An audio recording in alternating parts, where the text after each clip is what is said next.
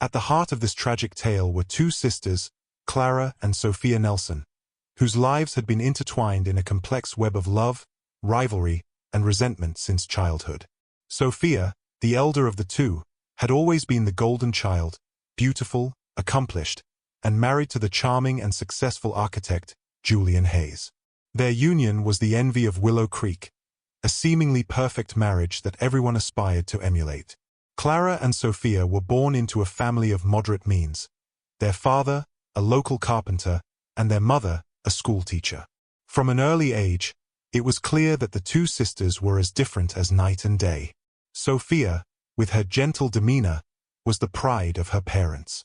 She excelled in school, was beloved by her teachers, and seemed to navigate the social waters of Willow Creek with effortless grace. Her path in life seemed predetermined. She would go to college, find a respectable job, and settle down with a good man to start a family of her own. Clara, however, was a force of nature from the moment she could walk. She possessed a wild spirit that both intrigued and unsettled those around her. While equally intelligent as her sister, Clara's academic achievements were overshadowed by her rebellious nature and penchant for pushing boundaries. As they grew older, the differences between the sisters only became more pronounced. Sophia pursued a degree in education, following in her mother's footsteps, while Clara bounced between various majors, never quite finding her place. It was during this time that Clara's manipulative tendencies began to surface. She would charm her way out of trouble, using her wit and allure to bend situations to her advantage. Clara's relationships were always intense but short-lived. She seemed to thrive on the chaos of new romances, only to grow bored once the initial excitement faded.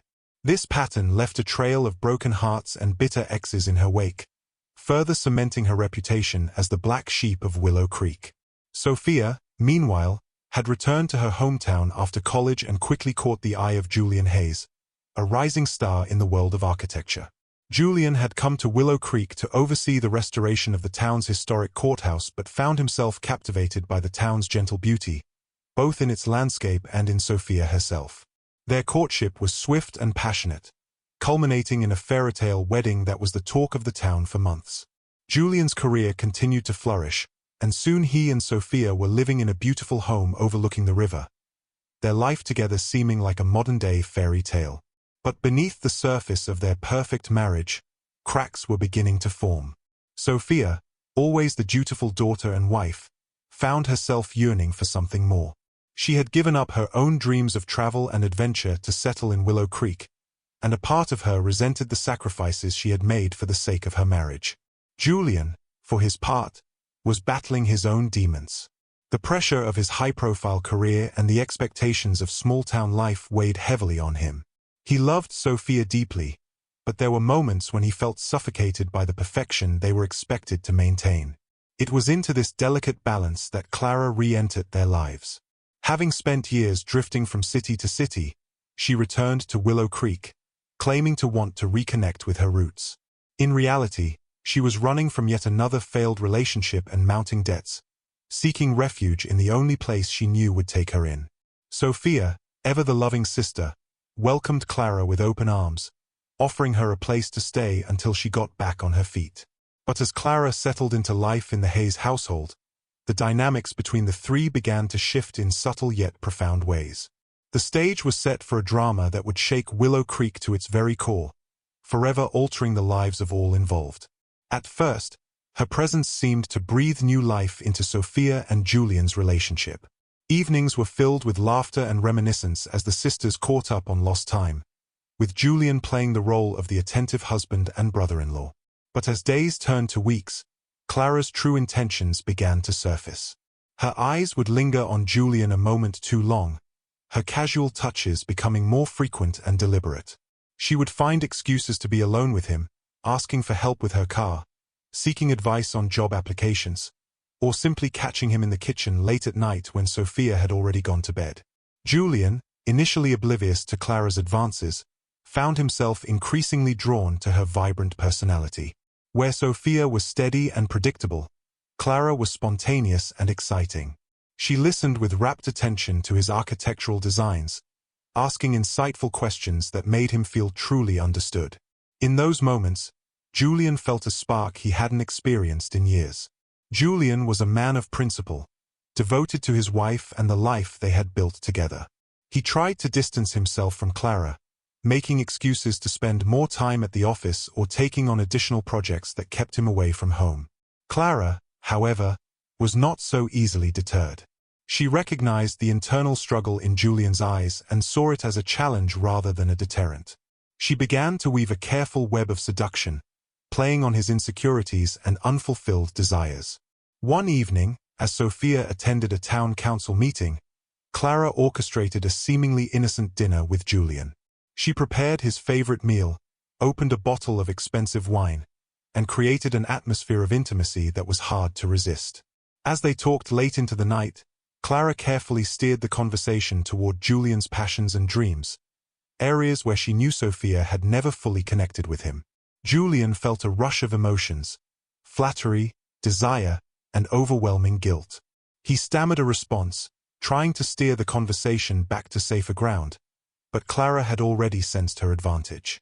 She leaned in closer, her hand brushing against his. "Don't you ever wonder what it would be like to be truly understood, to be with someone who sees you for who you really are?" The tension in the room was palpable. Julian knew he should leave, should put an end to this dangerous game before it went too far, but something kept him rooted to the spot, caught in the gravitational pull of Clara's allure. As Clara's lips met his in a passionate kiss, Julian's resistance crumbled. In that moment, the foundation of his marriage began to crack, setting in motion a chain of events that would lead to unimaginable tragedy. The weeks following that fateful night were a blur of stolen moments and mounting guilt for Julian.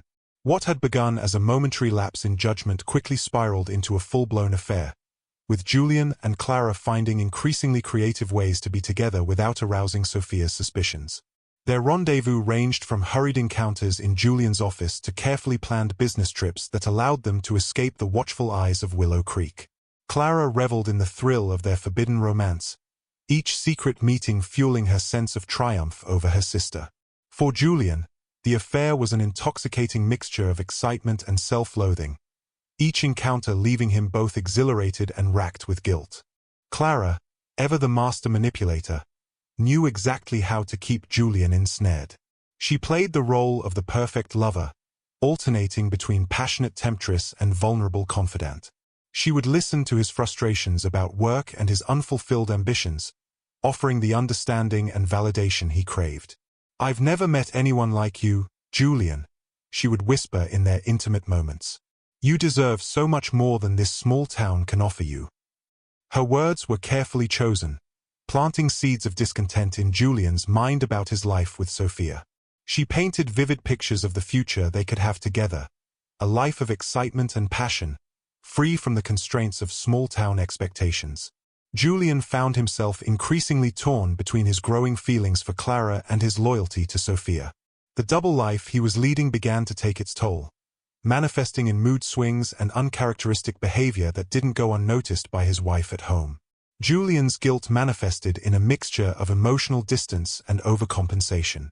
There were days when he could barely look Sophia in the eye, and others where he would shower her with affection, driven by remorse. He threw himself into his work, taking on more projects than ever before, using his career as both an escape and an excuse for his frequent absences. Clara, for her part, played the role of the doting sister-in-law to perfection. She would engage Sophia in long conversations, feigning interest in her day-to-day life while secretly reveling in her deception. There were moments when a flicker of guilt would cross Clara's face, a brief recognition of the pain she was causing her sister, but these moments were quickly suppressed, overshadowed by her desire for Julian and her deep-seated need to finally outshine Sophia. As the affair progressed, the risks they took became greater.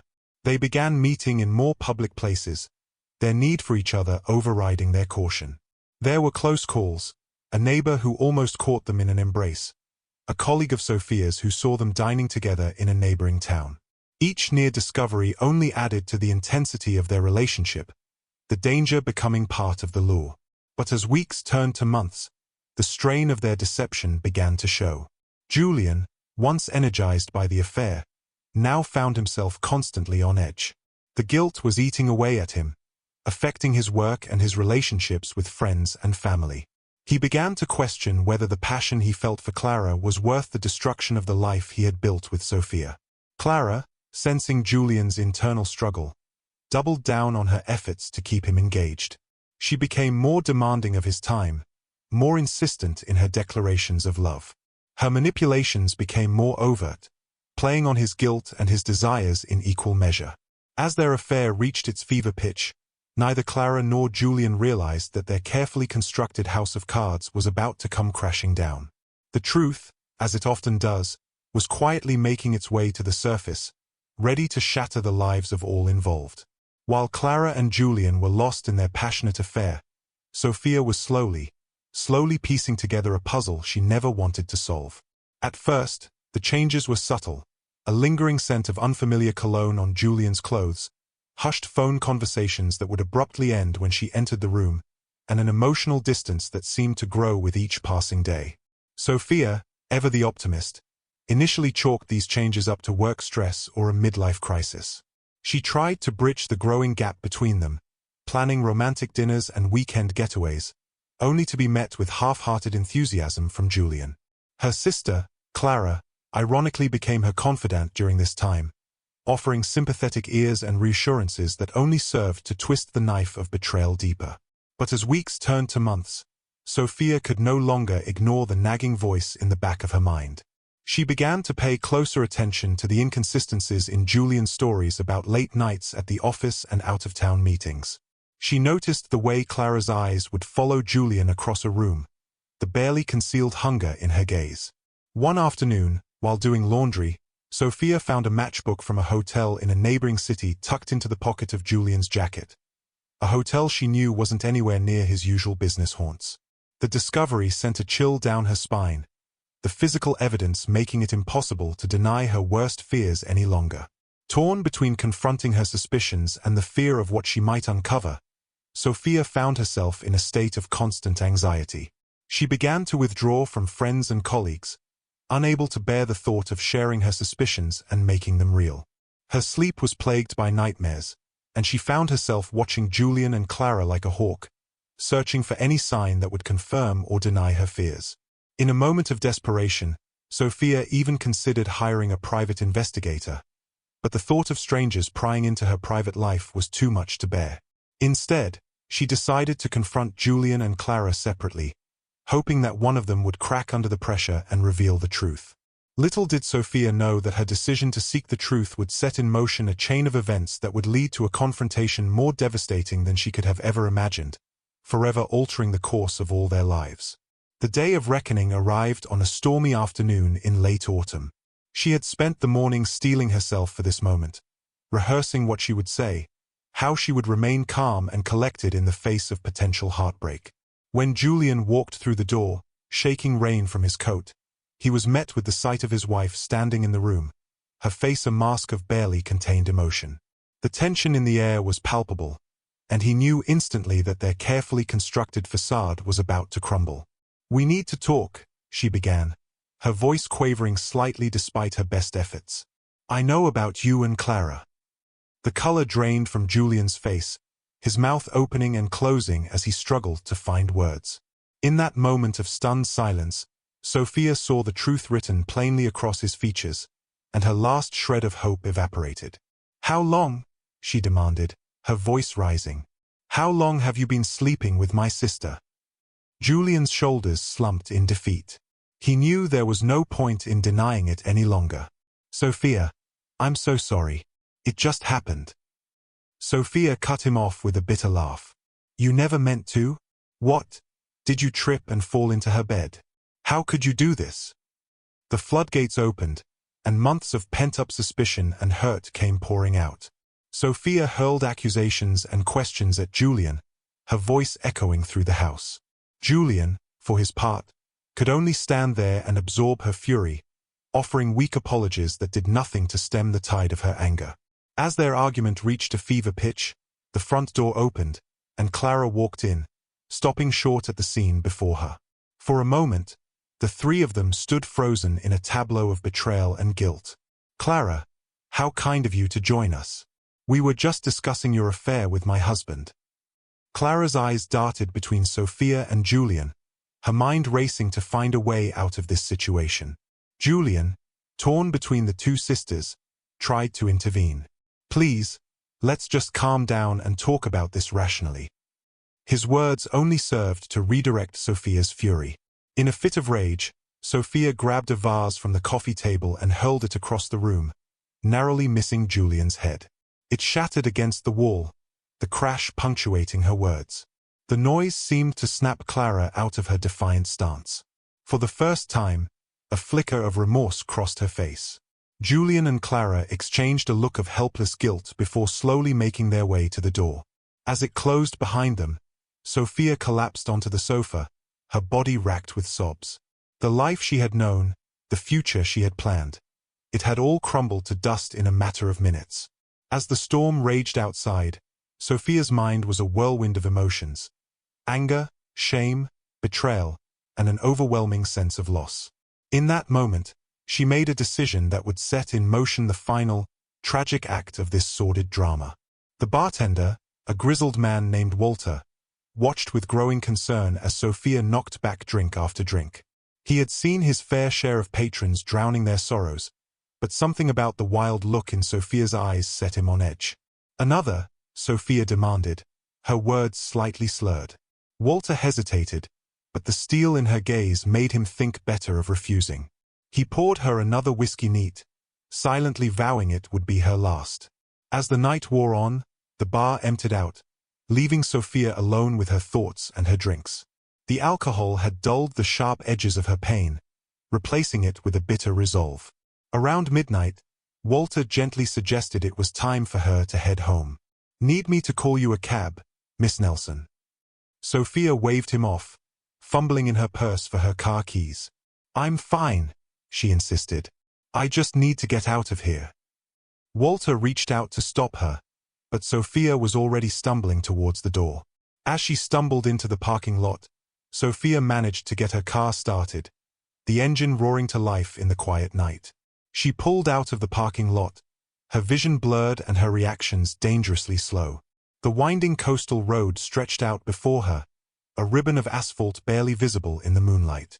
As she drove, Sophia's mind was a chaotic whirl of emotions: anger at Julian and Clara's betrayal, shame at not having seen the signs earlier, fear of the uncertain future that now lay ahead of her. The speedometer crept higher as she pressed down on the accelerator. It was on a particularly treacherous curve that disaster struck. Sophia's dulled reflexes failed her, and she took the turn too fast. She felt the car begin to slide, tires screeching against the asphalt. In a moment of terrifying clarity, she realized her mistake, but it was too late. The guardrail gave way with a sickening crunch of metal, and suddenly Sophia was airborne. Then, darkness consumed her as the car plummeted over the cliff's edge, tumbling end over end towards the jagged rocks below. The first rays of dawn were just breaking over the horizon when Officer Miles Corbin received the call. A jogger had spotted a wrecked car at the bottom of Whispering Cliffs, a notorious stretch of coastline. Corbin, a seasoned member of Willow Creek's small police force, felt a sense of dread as he made his way to the scene. The sight that greeted him was grim. The car, a silver sedan, was barely recognizable, having been crushed by the impact and battered by the waves. As the rescue team worked to extract the vehicle from its precarious position, Corbin began the somber task of piecing together what had happened. The license plate, miraculously still intact, quickly identified the car as belonging to Sophia Hayes. Corbin felt his heart sink. He knew Sophia, as did most people in Willow Creek. The thought of delivering this news to her family weighed heavily on him. As the morning progressed and the full extent of the tragedy became clear, whispers began to circulate through the town. Sophia Hayes, dead in what appeared to be a drunk driving accident. It seemed impossible, completely out of character for the woman everyone knew as responsible and level-headed. Detective Evelyn Reed, called in from the nearest city to lead the investigation, sensed there was more to the story. Her keen eye noted details that didn't quite add up: the lack of skid marks on the road, suggesting no attempt to brake; the odd angle of the car's trajectory off the cliff; the fact that Sophia had been drinking alone, something her friends swore she never did. When Reed arrived at the Hayes residence to break the news, She was struck by the palpable tension in the air. Julian Hayes's reaction to his wife's death seemed oddly muted, tinged with guilt, and the presence of Clara Nelson, Sophia's sister, in the house at such an early hour raised immediate red flags. In the days that followed Sophia's death, Detective Reed immersed herself in the investigation, peeling back layers of Willow Creek's seemingly idyllic surface to reveal the turmoil beneath. Her first step was to retrace Sophia's final hours, a task that led her to the Rusty Mug and its reluctant bartender, Walter. Walter's account of Sophia's state on the night of her death painted a picture of a woman in deep emotional distress. She was knocking them back like there was no tomorrow, he told Reed, guilt etched on his weathered face. I tried to stop her from driving. This testimony conflicted sharply with everything Reed had heard about Sophia from friends and colleagues. The woman they described was cautious, responsible, not someone who would drink to excess and then get behind the wheel. The detective's suspicions deepened. Reed's next focus was on Julian Hayes and Clara Nelson. Their behavior since Sophia's death had been odd, to say the least.